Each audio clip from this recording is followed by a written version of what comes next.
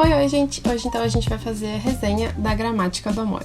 Esse livro foi escrito pela Rocío Carmona. Essa autora então ela é espanhola, né? Ela nasceu na Espanha. Acontece então que a nossa personagem principal ela também é da Espanha, ela é de Barcelona. Só que aqui a história se passa no internato no Reino Unido, tipo na Inglaterra, uma coisa assim. Então aparentemente ela fala e estuda em inglês. E eu já quero dizer que essa história é para aquelas gurias que sonham assim com um romance pré-adolescente. É bem engraçado nesse sentido. Eu, se eu tivesse assim 11, 12 anos, eu ia estar amando essa história, mas ela levou 2 estrelas porque tem alguns probleminhas assim meio estranhos. Os dramas eu não me incomodei muito, eu até achei bem coisa de adolescente, mas acontece que ela meio que se apaixona pelo professor, ela tem um crush ali com o professor dela, e tudo bem ela ter um crush com o professor, eu entendo assim, eu particularmente não entendo, mas acontece bastante. Eu já tive várias colegas que tinham esse crush com o professor e não sei o que. Então até esse ponto eu entendo, mas esse crush foi meio longe demais e o professor deixou chegar longe demais. Então isso foi um problema pra esse livro assim que eu não consegui entender. O tempo todo o professor parecia estar com essa sensação de que ela tava com esse crush e ele não fazia nada pra não deixar isso crescer. E foi até um certo ponto que ela tentou, tipo, beijar ele e tal. E aí eu fiquei tipo, tá, não, pera aí. A partir daí, então, que ele começa a ficar tipo, não, só amigos. Esqueci de falar o nome dela. O nome dela é Irene. Eu meio que me relacionei com a Irene em certos aspectos, tirando o crush com o professor. Ela gosta de ler, ela é bem, assim, quieta na dela. Então, eu meio sendo assim, acho que me conectei com ela. Mas algumas coisas que ela fez e pensa, eu não consigo entender muito bem, não.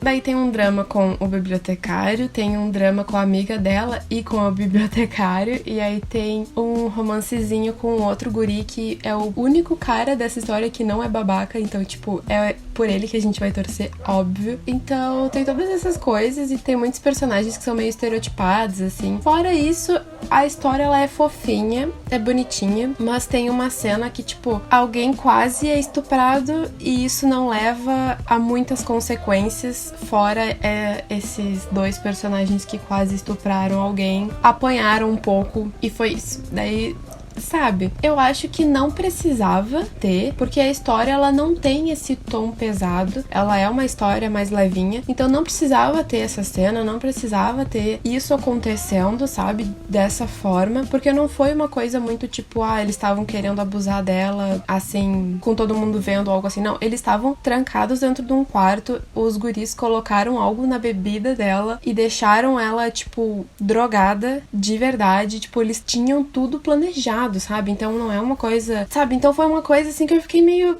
não precisava, e foi usado só pra que a personagem principal e a amiga dela se reconciliassem. Foi só pra isso que foi usado, não foi, assim, por mais que tenha sido pesado, não foi algo que deu profundidade pra algum personagem ou que deu um tom mais sombrio, não, foi uma coisa, assim, que não foi necessária de forma alguma, né, poderia ter ocorrido outra coisa pra que o personagem, pra que essas 2 personagens se reconciliassem, né, mas, enfim. Então tem isso, o crush com o professor, já, assim, se essa história fosse apenas uma história levinha e bonitinha, teria levado 3 estrelas numa boa. Assim, eu não me conectei emocionalmente super com a história, então que nem eu falei, eu com 12 anos daria essa história tipo 5 estrelas, eu acho, sabe? Mas por tudo isso eu acabei dando 2 estrelas, eu acho que essas coisas foram bem desnecessárias. Talvez coisa de escritora amadora, né? Não sei, tentando colocar coisas desnecessárias na história. Fora isso que eu não gostei, eu achei muito legal as outras referências que tem aqui. Porque o que acontece é que a Irene, no início da história, ela se sente traída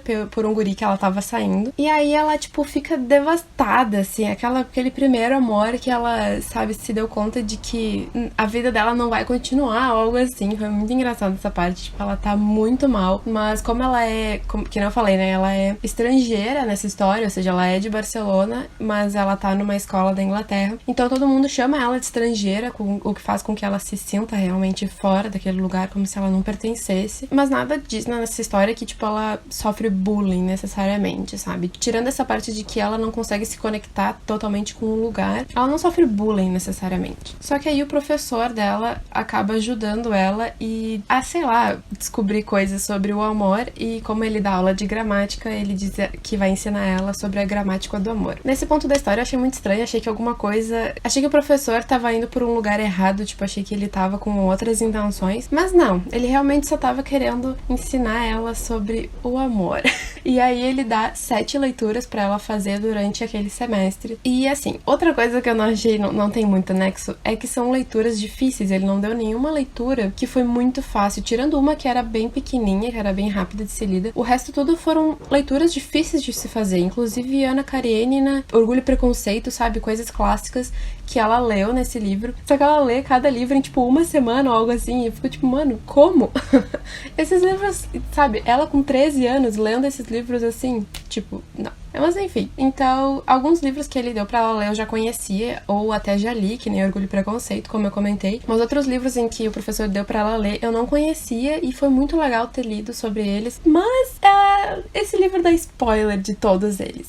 Ana Karenina, por exemplo, eu já conhecia, mas eu nunca li, e dá o spoiler do final do livro. Então, assim, eu sei que são clássicos, mas se você não leu esses 7 romances que aparecem aqui e você não quer saber desses spoilers, eu acho melhor deixar esse livro de lado por um tempo. Fora isso, então, essas 3 coisas que eu marquei aqui são os romances. Então, um deles é A Sul da Fronteira, a Oeste do Sol, que é um livro do Murakami. Eu quero muito ler Murakami um dia na vida. E eles comentaram sobre esse livro que ela teve que ler, né, pra essa aula extra que ela tá tendo com o professor. Mas eles também comentaram sobre um outro livro dele, que é um outro livro dele que também me pareceu muito legal, que eu acho que é O Que Eu Falo Quando Eu Falo Sobre Correr, uma coisa assim. E aparentemente esse livro é sensacional e é um livro um pouco mais pessoal do Murakami. Outro livro que eu acho que é um conto só, mas pareceu muito interessante também, que eu não conhecia, é Carta de uma Desconhecida, que é do Stefan Zweig.